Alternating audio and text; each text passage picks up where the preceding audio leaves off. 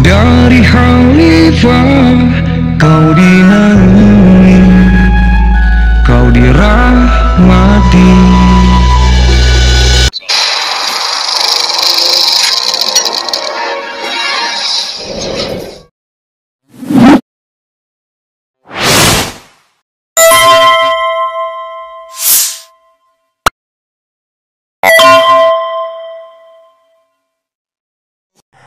Assalamualaikum warahmatullahi wabarakatuh, sobat RH sekalian.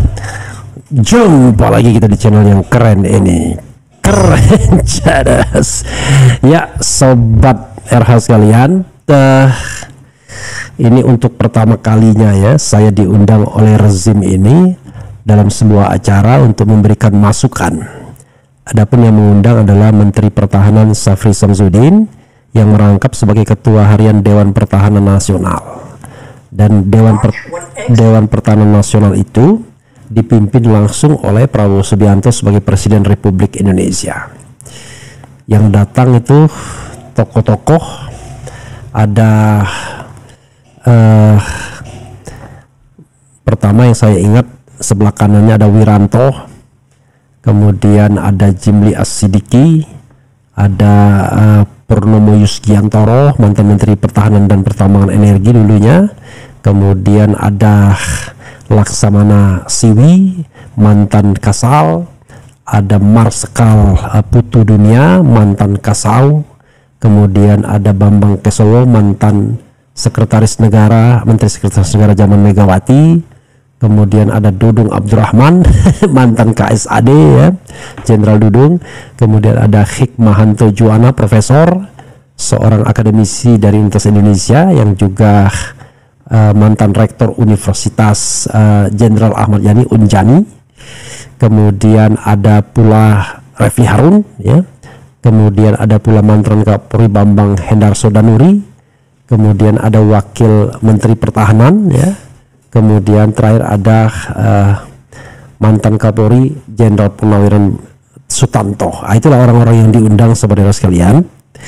Dan seperti saya katakan, ini adalah pertama kali saya diundang ya oleh institusi under Prabowo. Jadi dalam masa peralihan pernah saya diundang Lemhanas sebagai narasumber, tapi pada waktu itu Prabowo Subianto belum dilantik sebagai presiden, jadi masih dalam masa peralihan Lemdak Office. Tapi ketika dilantik, ya inilah diundang. Awalnya saya agak ragu untuk datang, tetapi teman saya menyarankan lebih baik datang karena ini undangan resmi.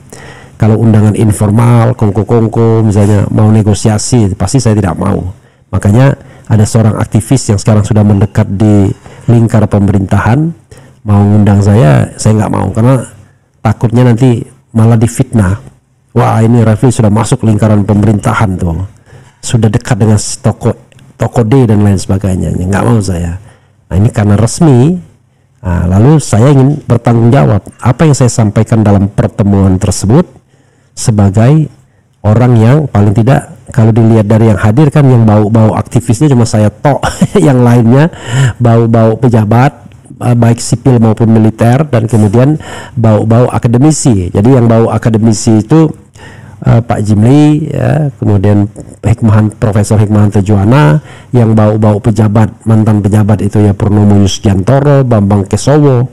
Yang bau-bau militer itu yang lebih banyak, ada Wiranto, ada Syafri Samsudin sendiri, ada wakil menteri pertahanannya, bawa polisi, ada 2 Kapolri. Jadi saudara sekalian, jadi dia keliling. Kesempatan pertama berbicara itu Wiranto, kemudian dilanjutkan Jimli Asidiki, dilanjutkan Purnomo Yusgiantoro, dilanjutkan Laksamana Siwi, kemudian Marsekal Putu Dunia, kemudian Bambang Kesowo, Hikmahanto Juwana, Refli Harun, kemudian mantan Kapolri Bambang Hendar Sudanuri, wakil Menteri Pertahanan tidak bicara, kemudian balik lagi mantan Kapolri Sutanto sebagai pembicara terakhir. Pertemuan hanya berlangsung kurang lebih 1,5 jam ya, atau 1 jam 35 menit. Tentu tidak ada tanya jawab, jadi masing-masing orang diberikan kesempatan berbicara sebelum tentu Menhan bicara duluan, menjelaskan apa itu DPN, Dewan Pertahanan Nasional, lalu kemudian barulah Wiranto bicara, Prof. Jimli bicara, kemudian Purnomo Yusgianto bicara, kemudian Laksamana Siwi bicara, Marsekal Putu Dunia bicara, kemudian Bambang Kesowo bicara, Profesor Hikmahanto bicara, Refli Harun bicara, Bambang Hendar Sudanuri bicara, kemudian Sutanto bicara. Nah, apa yang saya sampaikan dalam kesempatan itu, yang menurut saya kesempatan yang baik sekali, yang saya pikirkan adalah saya satu-satunya yang barangkali aktivis di jalanan, ya separuh jalanan lah. Yang mendekati saya barangkali cuma Profesor Hikmahanto Juwana, tapi dia lebih dikenal sebagai akademisi ketimbang aktivis ya. Jadi yang saya sampaikan 3 hal saudara sekalian. Saya memaknai DPN atau pertahanan secara umum, yang saya ingin memberikan kerangka. Yang kedua adalah saya bicara tentang kemungkinan DPN menjadi jembatan society. Yang ketiga adalah isu-isu yang saya raise yang menurut saya strategis untuk segera didiskusikan atau segera diberikan solusinya. Jadi sebelumnya Menhan Syafri Samsudin menjelaskan bahwa yang namanya Dewan Pertahanan Nasional ini memang mandatnya Undang-Undang Pertahanan. Nah, Undang-Undang Pertahanan itu sendiri sudah ada sejak 2002, tetapi lembaga ini itu baru ada perpresnya akhir Desember lalu ketika Prabowo berkuasa. Dan kemudian di sini lembaga ini dipimpin langsung oleh Prabowo Subianto dengan ketua hariannya Menhan, kemudian ada anggota tetap dan anggota tidak tetap. Nah, anggota tetapnya itu wakil presiden, menteri pertahanan, menteri luar negeri, menteri dalam negeri, panglima TNI. Kemudian ada juga Mensesnek, kemudian menteri keuangan, kepala BIN dan kepala staf angkatan. Cuma mereka-mereka ini tidak datang atau tidak diundang dalam pertemuan tersebut. Yang diundang seperti yang saya katakan, nama-nama yang sudah saya sebutkan. Jadi saudara sekalian, bagi saya adalah tujuan dari pertahanan itu adalah membuat negara itu kuat sehingga dia bisa melaksanakan tujuan nasional, yaitu melindungi segenap bangsa dan seluruh tumpah darah, memajukan kesejahteraan umum, mencerdaskan kehidupan bangsa agar bisa ikut dalam pelaksanaan sebagai warga dunia sehingga ada ketertiban dunia. Itu yang saya katakan. Jadi bukan pertahanan dalam arti sempit sebagai division of labor antara TNI dan Polri. Karena kalau konstitusi kita kan menyebutkan pertahanan itu TNI, kemudian keamanan itu Polri. Jadi pembagian tugas, division of labor di antara mereka. Bukan itu. Jadi pertahanan itu dalam arti yang sangat umum. Jadi hal-hal yang strategis, bidang ideologi, politik, ekonomi, sosial, budaya, pertahanan dan keamanan itu sendiri yang strategis dan berpengaruh terhadap pertahanan negara, agar negara itu bisa menjadi kuat, itu masuk wilayah kerja DPN ini. Jadi memang sangat luas. Tidak heran saya mendengar ada kritik dari society yang unfortunately saya belum dengar sebelum pertemuan itu. Saya baru mendengar dari wartawan yang telepon saya. Oke. Lalu saya mengatakan DPN ya harus memberikan kontribusi untuk menjadi negara kuat yang bisa menuju tujuan nasional. Itu pengertian saya mengenai peran DPN. Nah, yang kedua, saya berharap DPN ini bisa menjadi, Dewan Pertahanan Nasional itu bisa menjadi bridging antara civil society dan the state atau negara, terutama presiden. Kita tahu bahwa saudara sekalian, ada 3 komponen besar negara yang sama tugas, bukan sama ya, yang wajib berpartisipasi dalam kemajuan negara. 1, the state, negara, dalam dalam hal ini pemerintah sesungguhnya, tapi kita sering menyebutnya sebagai the state ya. Yang kedua adalah political society. Political society itu adalah partai politik yang wakilnya ada di parlemen. Kemudian berikutnya yang secara formal itu ada di parlemen, yang ada di pemerintahan itu tidak lagi disebut political society, sudah disebut the government ya, the state or the government. Nah kemudian ada civil society. Civil society masyarakat seperti kita ini yang nggak punya jabatan, yang nggak punya apa-apa, tidak masuk partai politik juga ya. Jadi kita bukan government employee atau government official, tapi bukan juga anggota DPR atau anggota partai politik. Jadi kita civil society. Kita civil society ini. Nah, saya berharap bahwa sebagai civil society, saya bilang sebelumnya kan dijelaskan DPN itu tidak lagi mengadakan pengkajian, seminar dan lain sebagainya. Dia menangkap isu, lalu kemudian memformulasikannya, kemudian memberikan solusi strategis, dan dia sampaikan kepada presiden, dan kemudian presiden kalau menerimanya akan menjadikan itu sebagai direction kepada kementerian dan lembaga untuk dilaksanakan atau diperjuangkan atau digolkan dan lain sebagainya. Nah kita tahu bahwa banyak konsep di dalam civil society itu, karena civil society itu kan ada yang konsentrasinya soal pertahanan, soal keamanan, soal pemilu, soal hak asasi manusia dan lain sebagainya.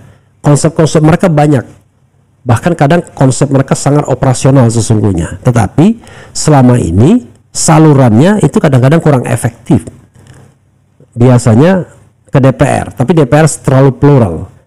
Akibatnya apa? Mereka biasanya mengandalkan Mahkamah Konstitusi akhirnya untuk shortcut. Padahal kebijakan negara kalau di-driven by the Constitutional Court, maka kita akan menjadi yuristokrasi, negara para yuris. Karena itu berarti eksekutifnya nggak bagus dong berarti. Karena itu lembaga eksekutif yang dipimpin presiden harus bekerja sebaik-baiknya untuk menelurkan kebijakan yang tidak mudah dibatalkan oleh Mahkamah Konstitusi bersama DPR tentunya. Tapi jangan lupa presiden itu memiliki 50% kewenangan legislatif, sehingga sesungguhnya mereka lebih gampang mengontrol proses pembentukan undang-undangnya sesungguhnya. Belum lagi produk di bawah undang-undang itu ya controlled by the government itself, seperti peraturan pemerintah dan lain sebagainya. Jadi saya berharap DPN bisa menjadi bridging society between the government and the society, kemudian untuk memasukkan konsep-konsep itu saya sampaikan. Dan alhamdulillah di akhir acara Menhan mengatakan bahwa soal pertahanan dan DPN itu juga akan melibatkan masyarakat sipil katanya. Nah yang ketiga saudara sekalian, saya meraise isu-isu yang menurut saya penting untuk diusulkan atau dicarikan solusinya. Pertama yang saya katakan adalah soal konstitusi atau Undang-Undang Dasar 1945. Ternyata di society masih menjadi perdebatan. Purnawirawan TNI, 103 Jenderal TNI Angkatan Darat, kemudian 73 Laksamana, kemudian 65 Marsekal, ya, kemudian 91 Kolonel, itu mengusulkan kembali kepada Undang-Undang Dasar 1945. Tapi saya dan Prof. Jimli Asidiki serta teman-teman justru mengusulkan mengevaluasi Undang-Undang Dasar yang sudah 25 tahun ini kalau dihitung sejak 2000. Tapi kalau amandemen terakhir 2002 baru 2027, nanti 25 tahun. Jadi seperempat abad kita mau kemanakan? Kita mau sempurnakan atau bagaimana? Nah itu ada isu tentang misalnya perubahan kelima atau amandemen kelima misalnya. Jadi pemerintah harus menyikapi ini sebagai sebuah hal yang strategis. Itu satu. Yang kedua saya sampaikan juga soal pemilu. Saya kutip pernyataan presiden sendiri yang mengatakan bahwa pemilu kita itu messy, berantakan, costly, itu mahal, dan kemudian tiring, melelahkan. Bagaimana caranya agar pemilu itu tidak costly, tidak melelahkan, dan tidak berantakan? Maka saya katakan ya perlu ada pemikiran solusi. Apakah misalnya sistem pemilu kita perlu diganti, tidak lagi proporsional terbuka tapi proporsional tertutup, atau yang pernah kami atau saya usulkan ketika di CETRO, Center for Electoral Reform, adalah MMP, Mixed Member Proportional, sebagaimana diterapkan di Jerman. Itu yang kedua. Waktu tidak banyak, walaupun saya menganggap bahwa saya termasuk peserta yang menyampaikan pemikiran atau unek-unek lebih banyak dibandingkan yang lainnya. Maklum, karena merasa hanya satu-satunya yang mewakili civil society ya. Kemudian saya juga bicara tentang korupsi. Saya setuju, saya bilang yang namanya pemberantasan korupsi, dan saya mengapresiasi kenaikan gaji hakim yang terkecil sampai 280%, saya bilang. Tapi itu saja tidak cukup. Ketika Zarub Rikar itu ditangkap maklar, saya bilang ditemukan uang 1 triliun. Ada versi lain yang mengatakan 1,6 triliun, saya sampaikan juga. Ada yang mengatakan 2 triliun. Saya tidak tahu bagaimana perasaan bapak-bapak itu, karena ini kan kong kali kong yang luar biasa sesungguhnya. Tetapi dengan menaikkan gaji saja menurut saya tidak cukup, karena gaji itu kenaikannya seperti deret hitung, sementara potensi untuk menerima suap atau korupsi itu tidak terbatas, nggak keturunan. Dan kalau kita lihat Zarub Rikar, banyak sekali pasti hakim-hakim yang sudah terlibat. Jadi double, dalam tanda kutip double insentif, sudah korup dinaikkan pula gajinya.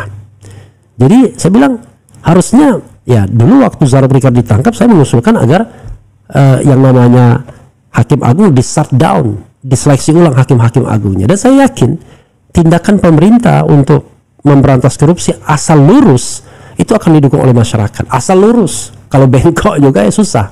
Misalnya memperbaiki Mahkamah Agung hanya untuk menguasai Mahkamah Agung, nggak bisa. Oke, itu soal korupsi yang saya sampaikan. Berikutnya saya juga menyampaikan soal TKA Cina. Saya bilang TKA Cina ini mau diapakan?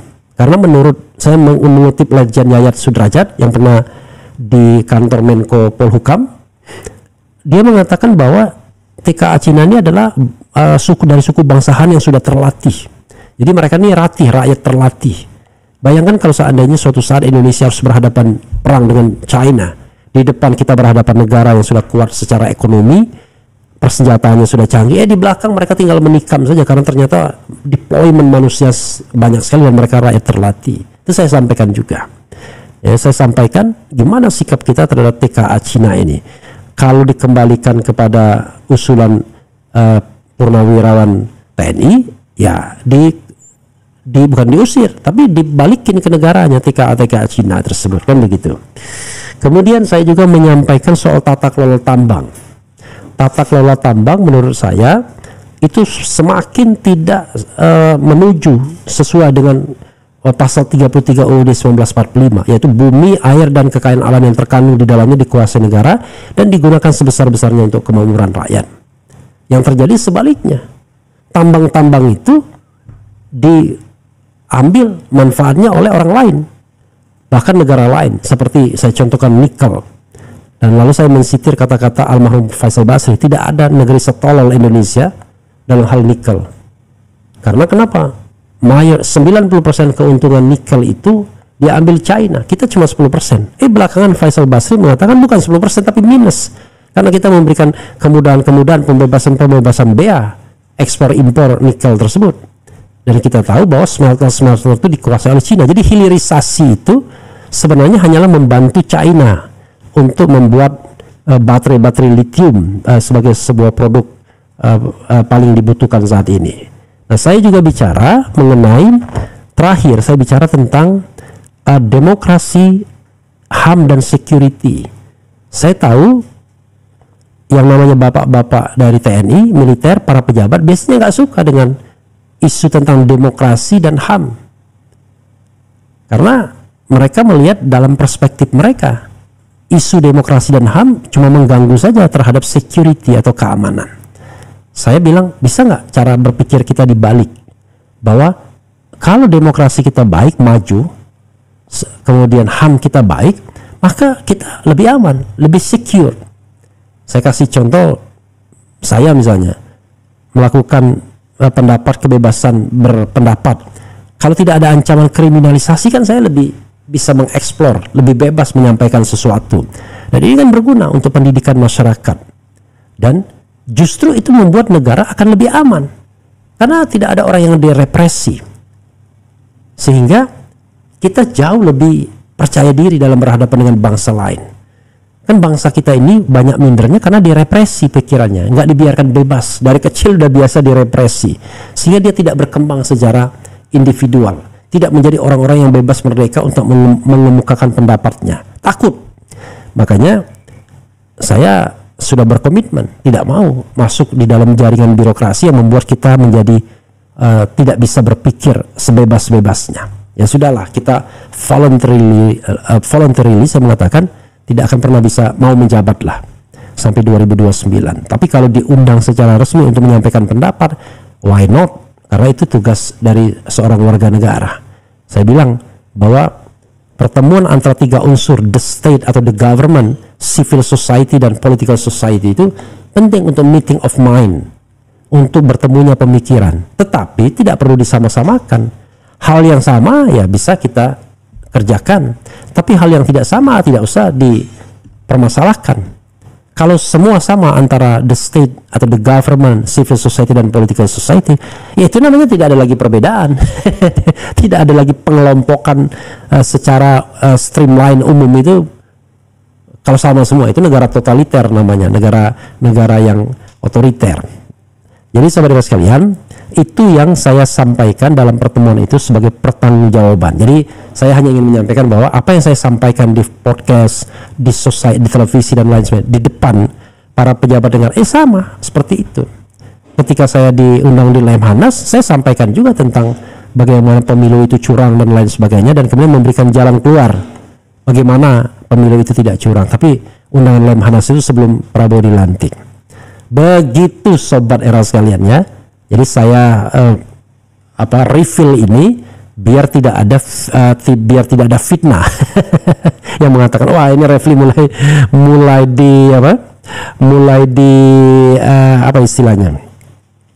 digarap tuh biar tidak lagi kritis. No way. Insya Allah ya, insya Allah tidak. Karena kuncinya satu saja, kuncinya jangan terima jabatan apapun dari negara.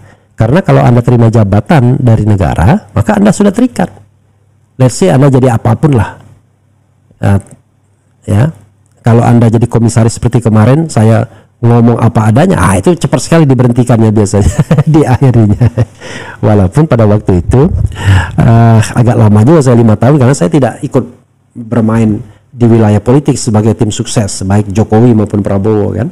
Saya pertama kali menjadi tim sukses itu hanya tim sukses Anies saja, yang saya katakan sebagai pengalaman hidup saya. Jangan sampai nggak pernah sama sekali ikut di dalam perputaran roda demokrasi di Republik Indonesia ini.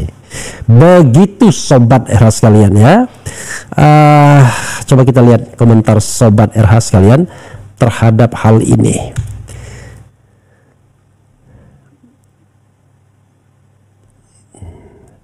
Oke. Jadi sebagai bentuk transparansi dan pertanggungjawaban, saya sampaikan, termasuk saya bertemu Jenderal Dudung Dudung Abdurrahman.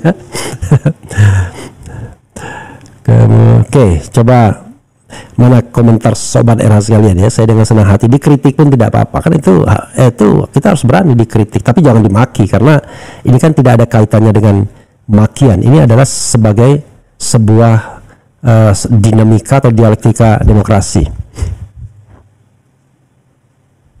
Kemudian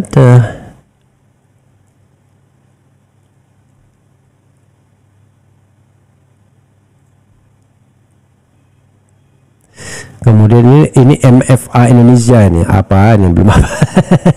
DPN ini apakah juga bisa membantu mencegah perjanjian investor yang sangat eksklusif sehingga investor ini menguasai daerah tertentu yang seharusnya bisa dinikmati oleh rakyat? I don't know exactly. Tapi kalau dalam pemikiran saya, DPN bisa ngomong apa saja ya, sepanjang itu terkait dengan soal pertahanan negara, karena mereka ada geostrategis, ada geopolitik, dan ada geoekonomi. Jadi saya kira itu bisa diapakan ya.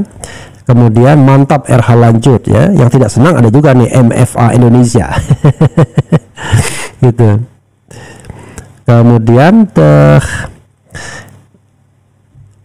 intelijen kok disuruh memata-matai channel YouTube, emang nggak ada kerjaan lain, is it? Kemudian apa lagi ya, semangat Bung RH. Kemudian hukum tata negara amburadul, akuilah harus evaluasi secara komprehensif. Iya, politik kita amburadul, hukum tata negara kita amburadul, ekonomi kita amburadul. Pertanyaannya adalah siapa yang harus bertanggung jawab untuk memperbaikinya, kan begitu?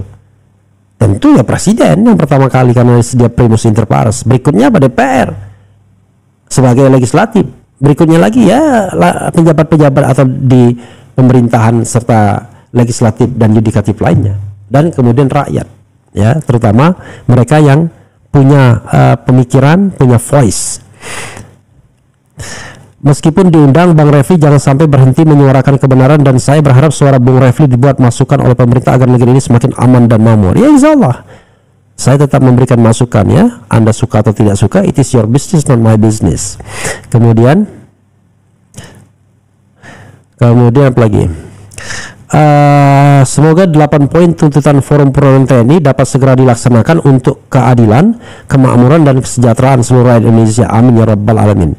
Saya setuju semua dengan 8 tuntutan tersebut kecuali satu, yaitu kembali ke Undang-Undang Dasar 45. Kalau kembali ke Undang-Undang Dasar 45 kita harus diskusinya lama.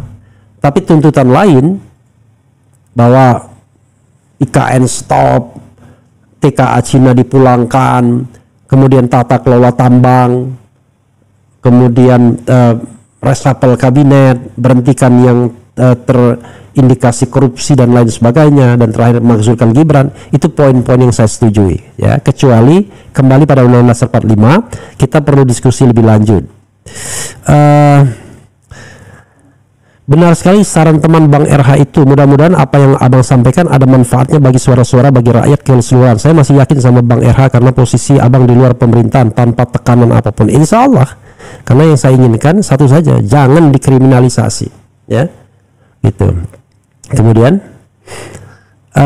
sayangnya partai masih sayangnya presiden masih terkait partai, coy, konflik of interest, ya. Itu urusan dialah. Urusan kita memberikan masukan seluruh-seluruhnya dan sebenar-benarnya, ya, termasuk governance BUMN misalnya. Ya mbok, ya, BUMN itu dikelola secara profesional, jangan menjadi tempat penampungan orang-orang politik. Yang terbaru saya lihat wakil kepala pengentasan kemiskinan menjadi komisaris di Pertamina, ya. Kalau mau jadi komisaris Pertamina, ya komisaris Pertamina aja, tapi jangan jadi pejabat pemerintahan. Itu akan ada konflik of interest nantinya. Kemudian kalau semua media menjilat kekuasaan, siapa lagi yang mengoreksi pemerintah? That's good, ya. Kemudian usul ke Bowo, reformasi kembali institusi KPK dan Parcok, Bang RH. Ya, satu-satulah, pelan-pelan.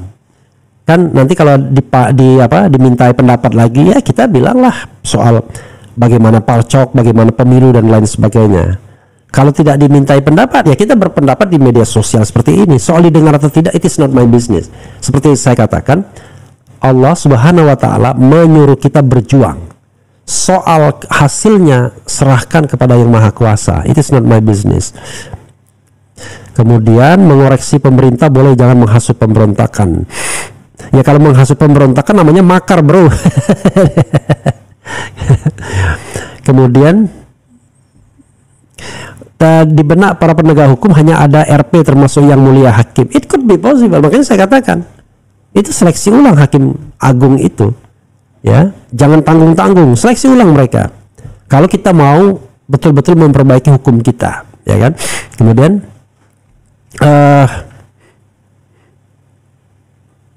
Bang, bahas Pulau Aceh yang dicaplok Mantu Mulyono. Ya, nanti saya akan bahas kalau materinya cukup oke, ya. Karena kalau materinya tidak oke dan saya sendiri tidak paham, ya, pulau-pulau yang diambil itu bagaimana cadangan gasnya, cadangan nikelnya atau batu baranya atau tambang-tambang lainnya, maka kita nggak ngerti apa yang membuat itu kemudian menjadi sengketa masuk dari Aceh ke Sumatera Utara. Tapi kalau kita tahu bahwa pulau-pulau itu mengandung kekayaan yang luar biasa, nah ini pertanyaan kita, apakah ada geng Solo yang bermain di situ? Itu ada pertanyaan, ya. Bung RH tolong sampaikan undang-undang mengenai parpol terkait sumber dana parpol, keterbukaan laporan keuangan parpol. Iyalah, nanti saatnya kita sampaikan. Kalau saya sih mengusulkan society seperti Cetro, bukan Cetro sekarang, ya, seperti Perludem, kemudian seperti tokoh seperti Hadar Guma dan lain sebagainya, tidak ada salahnya minta audiensi dengan Dewan Pertahanan Nasional, mengajukan konsep, dan konsep itu bisa dimasukkan ke presiden secara langsung. Karena mereka, sekali lagi, mereka tidak lagi mengadakan kajian atau seminar, tetapi mereka mengumpulkan konsep-konsep yang ada di baik masyarakat maupun di lembaga-lembaga negara yang ada. Begitu. Kemudian diam Arianto Pars ya, Arianto fans ya. Maju terus, keadilan, kebenaran, kejujuran, hidup tak percuma, insya Allah ya. Kemudian apa lagi? Amandemen Undang-Undang 45 boleh-boleh aja Prof, tapi jangan ada atensi dari penumpang gelap. Begini, penumpang gelap itu tidak bisa dihindari dalam proses politik. Ya, yang namanya free riders, ada semua penumpang gelapnya. Karena itu yang kita kedepankan adalah good governance, clean government.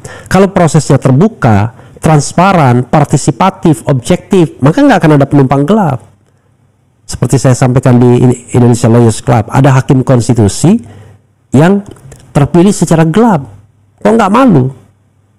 Tidak ada fit and proper test, tidak ada pendaftaran dan lain sebagainya.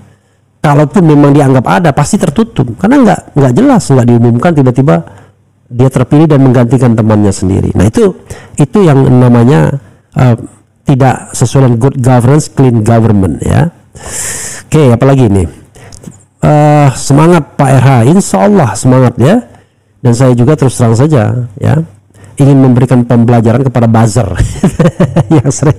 yang sering menghina kita ya, bahwa seolah-olah kita tidak punya kemampuan untuk punya akses kepada negara. Punya kita kemampuan, cuman kan ini choice, kita memilih untuk tidak masuk ke sana. Tapi sekali lagi, kalau diundang untuk berdebat, menerima pemikiran, it's okay. Seperti kata Rocky, pikiran disebut pikiran kalau dia bisa dipertentangkan atau diperdebatkan. Kalau dia tidak bisa dipertentangkan atau diperdebatkan, ya nggak usah. Itu namanya bukan mencari solusi yang terbaik. Nah, yang paling penting adalah semua orang harus diberikan kesempatan. Bukan semua orang, semua stakeholders harus diberikan kesempatan untuk menyampaikan pendapatnya. Dan the last, presiden sebagai eksekutif tertinggi yang memutuskan setelah mendengarkan masukan dari banyak pihak. Ya, tentu kita bicara teori tentang bagaimana merumuskan kebijakan yang sesuai dengan kaidah tata kelola yang baik, tata kelola pemerintahan yang baik. Jadi tidak wenang-wenang juga, walaupun ada kewenangan tidak boleh sewenang-wenang. Jadi asik sebenarnya belajar tentang pemerintahan dan hukum tata negara ini. Apalagi Anda menjadi orang bebas yang bisa menyampaikan apapun di muka publik dan konstitusi serta undang-undang melindungi itu. Nah, kalau masih ada orang berpendapat kemudian dipidanakan, itu namanya negaranya masih suntuloyo demokrasinya. Begitu saudara sekalian ya, mudah-mudahan bermanfaat sharing dan pertanggungjawaban saya agar tidak menjadi gosip di mana-mana. Wassalamualaikum warahmatullahi wabarakatuh. Keren cadas. Ciao.